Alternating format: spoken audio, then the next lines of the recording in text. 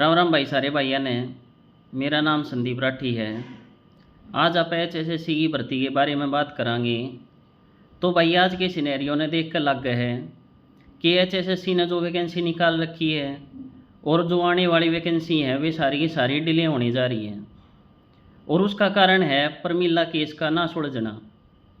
ये प्रमिला वाला case supreme court में स्टे है और उसमें केस स्टेटस चल रहा है। वो थारे तक बताऊँ हूँ कि भाई HPSC ने उस केस में कोई भी रिप्लाई फाइल नहीं कराया है, जिसकी वजह से सुनवाई नहीं हो रही।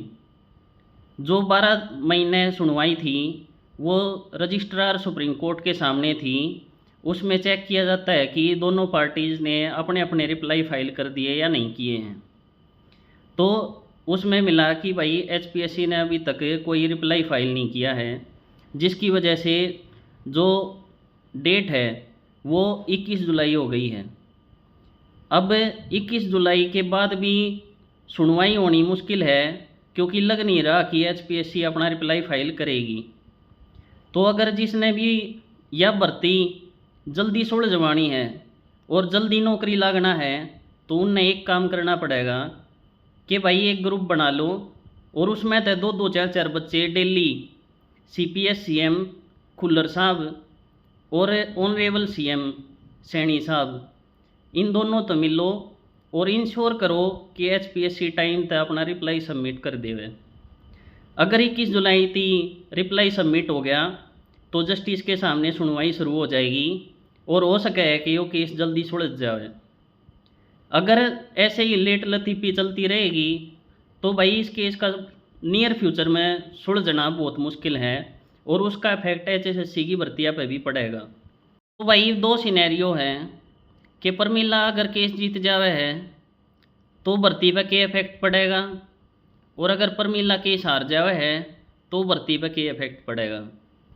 तो भाई पहला पॉइंट है, अगर प्रमिला जीत जावे है तो जितने भी भाई पिटिशनर बन रहे हैं, अगर शॉर्ट लिस्टिंग में प्रमिला केस की जजमेंट लागू हो गए, शॉर्ट लिस्टिंग में कैटेगरी की लिस्ट 5-7 नंबर नीचे आ सके है, तो जो बालक उसमें आओगे और हरियाणा पुलिस की जो मेंस होगा उसमें मेरिट में आ जाओगे तो उन बालका ने जॉब मिलनी आसान हो जाएगी। और अगर केस प्रमिला हार जावे है तो जो HSSC ने शॉर्ट लिस्टिंग करी है वह सही मानी जाएगी और सारे के सारे पिटिशनर बाहर कर दिए जाएंगे। इन दोनों सिनेरियो में भर्ती पे यो इफेक्ट पड़ना है भाई।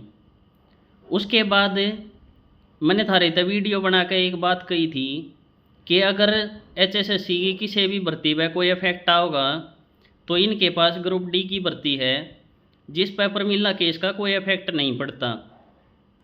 दूसरी बात मैंने थारे तक बताई थी कि पूरी की पूरी सरकार और अपने ऑनरेबल CM पंजाब इलेक्शन के ऊपर डेली स्टेटमेंट दे रहे हैं, तो वहाँ के इलेक्शन में मुद्दा बनेगा भर्तियों का।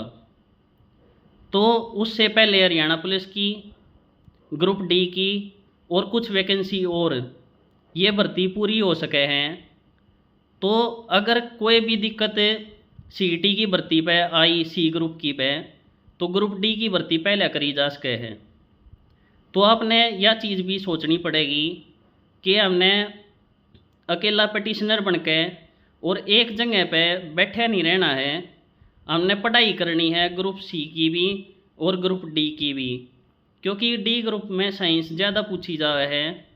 तो अपनी तैयारी में इब्बत ऐड कर लो कि साइंस हमने और पढ़नी है, क्योंकि जो सी भर्ती पहले होगी आपने उसकी जाना पड़ेगा। तो अलग अलग सिलेबस है नहीं, बस साइंस की दिक्कत है, वो बस अपने सब्जेक्ट में जोड़ लो अपने सिलेबस में और अच्छे तरीके से पढ़ाई करो। और रियलिटी में मैंने जो थारे तक इस वीडियो के शुरू में बताया है कि इंश्योर करो कि HPSC अपना रिप्लाई फाइल कर दे। तो जिसने भी भर्ती जल्दी करवानी है भाई चंडीगढ़ जाओ और अधिकारियों से या हायर अथॉरिटीज़ जो भी हैं उनसे मिल लो और इंश्योर करो कि रिप्लाई फाइल हो जाए और सुनवाई शुरू हो जाए, तो प्रमिला केस जल्दी सुलझ सके है और उसके बाद ही भर्ती अच्छे तरीके से हो सके है। भाई इस भर्ती में अब हम किसी और तो होप नहीं रख सकते, हमने ही खुद लड़ना पड़ेगा। हमने पढ़ाई भी करनी पड़ेगी, लीगल रेमेडी भी लेनी पड़ेगी, और किसी से मिलने जाना पड़ेगा तो मिलना भी पड़ेगा। लेकिन यह भर्ती जल्दी करवानी है तो एफर्ट करने पड़ेंगे। ये फिलहाल यह भर्ती लेट लतीफ़ी की तरफ चल रही है, तो भाई जितना हो सके सब अपना कंट्रीब्यूशन दो। और कंट्रीब्यूशन मैं पैसे का नहीं कह रहा भाई, वो कंट्रीब्यूशन कह रहा हूँ मैं कि भाई कितने जाके मिलना पड़े तो मिल लो, लीगल रेमेडी लेनी है लीगल रेमेडी ले लो। और भाई खुद में पढ़ाई भी करनी पड़ेगी, क्योंकि अब की बार कंपटीशन पिछले सीईटी से बहुत ज़्यादा है। तो भाई अब आप खुद डिसाइड करो कि आपने क्या करना है। मेरी तरफ राम राम भाई सारे ने।